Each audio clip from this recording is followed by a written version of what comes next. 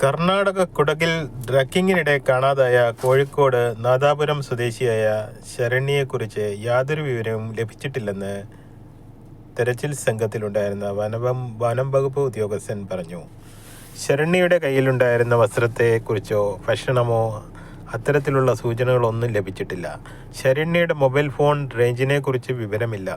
നിലവിൽ ഡ്രോൺ ഉപയോഗിച്ചുള്ള പരിശോധന നടത്തിയെങ്കിലും യാതൊരു സൂചനയും ലഭിച്ചിട്ടില്ലെന്ന് വനം വകുപ്പ് ഉദ്യോഗസ്ഥൻ പറഞ്ഞു. പോലീസും ഫോറസ്റ്റും സംയുക്തമായാണ് പരിശോധന നടത്തുന്നത്. മൊബൈൽ ഫോൺ സ്വിച്ച് ഓഫാണ്. ആദ്യമായാണ് ഇത്തരത്തിലൊരു മിസ്സിംഗ് കേസ് റിപ്പോർട്ട് ചെയ്യുന്നതെന്നും വനം വകുപ്പ് ഉദ്യോഗസ്ഥൻ പറഞ്ഞു.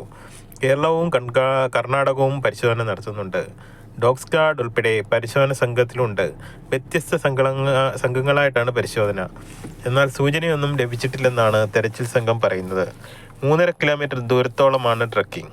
അതിനപ്പുറത്തേക്ക് ആരും പോകാറില്ല. എന്നാൽ ശരണ്യയുടെ കാര്യത്തിൽ എന്താണ് സംഭവിച്ചെന്ന് വ്യക്തമല്ല. നിലവിൽ ശരണ്യയ്ക്കായി തെരച്ചിൽ തുടരുകയാണ്.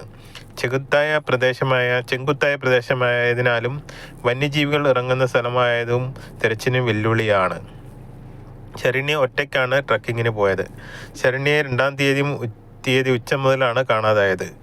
എറണാകുളത്ത് സോഫ്റ്റ്വെയർ എഞ്ചിനീയറായ ശരണ്യ GS 36 വയസ്സ് തനിച്ചാണ് കുടകിലെത്തിയത്.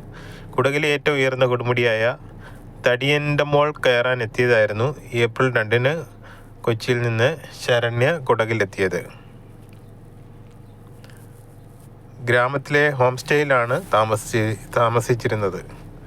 ശരണ്യയെ എത്രയും പെട്ടെന്ന് കണ്ടുപിടിക്കാൻ അതീവ ജാഗ്രതയോടെയാണ് വനം വകുപ്പ് ഉദ്യോഗസ്ഥർ തെരച്ചിൽ നടത്തുന്നത്.